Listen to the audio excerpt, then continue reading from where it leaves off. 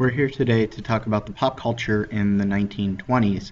And this lesson is a lesson that we'll be going over in class and we'll be watching a video on, but it really helps to give us a good idea of what life was like in the 1920s. If we talk about the idea of traditional versus modern values, and if we talk about the fact that things are changing in the 1920s, really the pop culture or popular culture, what is popular among the average people, what we think of today as entertainment and sports, that is really what we're focusing on today in today's lesson when we talk about pop culture of the 1920s. So the first thing I want you to do is to answer the following question. What types of people do you follow or do you consider a celebrity today? I don't want people's names. I want you to tell me a little bit about the people, what you know about the people, what types of people are celebrities, and of course explain your answer.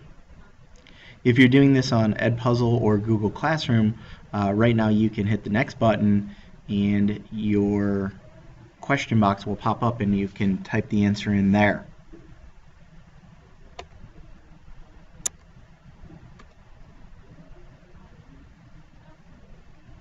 So if we're going to take a look at pop culture, we're looking at popular culture. What is popular in the world at the time, and particularly what is popular in the United States at the time? And so we start out by looking at the Roaring Twenties. We know the 1920s was nicknamed the Roaring Twenties because things were happening. There was a lot of excitement. There was a lot of adventure. We see things happening, but those things are taking place in one particular part of the country, and that is in the big cities, in the urban areas. The 20s aren't really roaring in the rural areas. The rural areas in the 1920s are still pretty isolated. There's still farming communities. Farmers are still doing the farming thing. And so when we look at the Roaring 20s, we're mainly talking about urban areas because the rural areas, the farms, they found themselves pretty isolated at the time. But there was something that was going to change that. And of course, the invention that changes that is the radio. As radio becomes more popular, it serves as a medium to transfer information from the urban area to the rural areas. Prior to that, of course, you could read a newspaper or a magazine, but that really didn't help to bring celebrities to life to most people.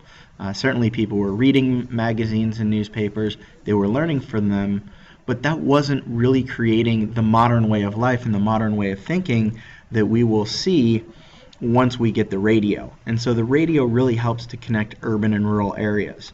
It also creates more family bonding time. Families never used to sit around and read books together. Maybe they'd be reading on their own, but definitely not together. But now all of a sudden we've got radio and families can sit around and listen to programs. And much like you would watch dramas or action films on TV or at the movies today, you could do that on radio. There were radio shows that were dramatic. On top of that, you also had entertainment and news, and that was something else that was connected via the radio. And so with the rise of the radio and this ability to connect parts of the country, we also see a rise in celebrities. We see a rise in famous people. Sure, there were famous people before the 1920s, but the fandom, the fact that people started idolizing and worshiping these people, that doesn't really start to happen until the 1920s. And so some of the more famous people came from the world of sports. Some of the most popular sports at the time were baseball and boxing. You also had the growth of football and hockey and basketball at the time, but it was really baseball and boxing that were the two main sports in the 1920s. And so anybody who participated in these sports would have been quite famous. Of course, the entertainment movie, actors and actresses, whether it be on the movies, whether it be in theaters, or whether it be over the radio, these were famous people that the average day, everyday Americans started to worship and idolize. And finally, transportation heroes. We think of this kind of a little bit different today. Sort of maybe the only famous transportation hero you could name today is maybe Sully, the guy who landed the airplane on the Hudson River a few years ago. I know there was a recent movie made about him, but back in the day, if you were able to fly, that was something pretty remarkable, and especially the more talented pilots who flew around to the world or to famous parts of the world gained a lot of notoriety, and people would look up to them. And so you see in the photo a guy named Charles Lindbergh in his plane, the Spirit of St. Louis. you go to Henry Ford Museum, you can see a replica of the Spirit of St. Louis, but now we're going to find out a little bit more about Lindbergh in his life and how he got to be famous, as well as some other facts about other famous celebrities at the time, the rise of celebrities in the 1920s. Then the Manasseh Mauler lashed out in his old ferocious style. Several fast, deadly punches. In a decade fraught with so many changes, people in the 1920s seem hungry for old-fashioned heroes, and an explosion in spectator sports provided them. Sports giants became household names, their every move followed by radio and an eager tabloid press. One name was known in more households than any other. In our family, we were never baseball-oriented, but I would have had to be deaf not to have heard about Babe Ruth. George Herman Ruth, the Babe, reshaped America's pastime. In an era of big events, he excelled at the game's biggest excitement, the home run. He hit 60 of them in a single season in 1927, a record that would stand for 4 decades. Fans drove from miles around to see him.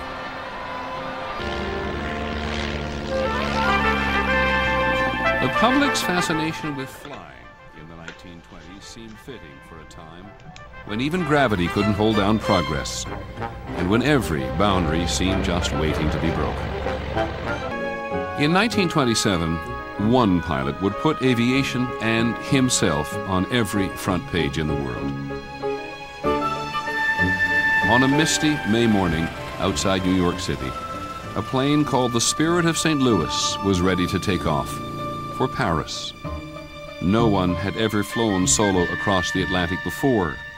6 others had tried, failed, and died. Ready to take the chance this time was Charles Lindbergh, the 6'2" son of a former congressman from Minnesota. Thousands of people came to watch him take off.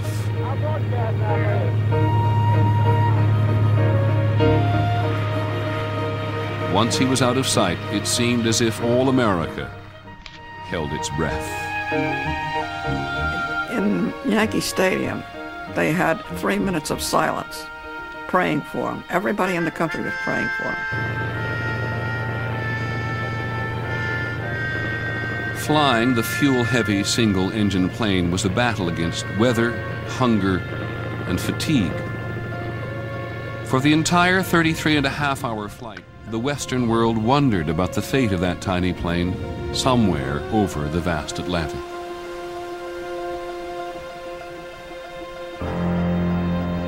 It was a Saturday night. They hadn't heard from him for a long time. And I was walking up 125th Street and someone shouted, "They found him." He was flying over Ireland, and within an hour or so, he landed in Paris. 100,000 Parisians were there to welcome the shy young pilot. Lucky Lindy emerged from his plane carrying only a razor and a passport. His flight had represented the best of an era, a mastery of modern technology joined with old-fashioned values of courage, individualism, and hard-won achievement.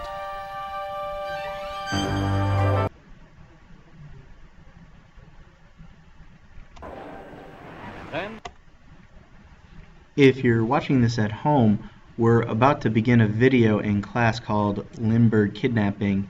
We're going to watch this in class if you're in class on time and on the right day. However, if you're absent, you'll need to make up this video, and I believe that there's a link on Moodle to get to the Lindbergh Kidnapping video. And again, as you're watching this, I want you to focus not so much on who Charles Lindbergh was, but the rise of celebrity, the rise of stardom, the fact that people are now becoming famous and the way their lives are being stalked, sort of like TMZ or Access Hollywood Today or even many of the internet sites. Look at the way that the media just went gaga over Charles Lindbergh and his family and how they wouldn't really leave him alone. This is sort of showing the rise of cult stars in the 1920s. So without further ado, if you're in class, we're going to watch the video, and if you are absent for class that day, then you can make up the video on Moodle.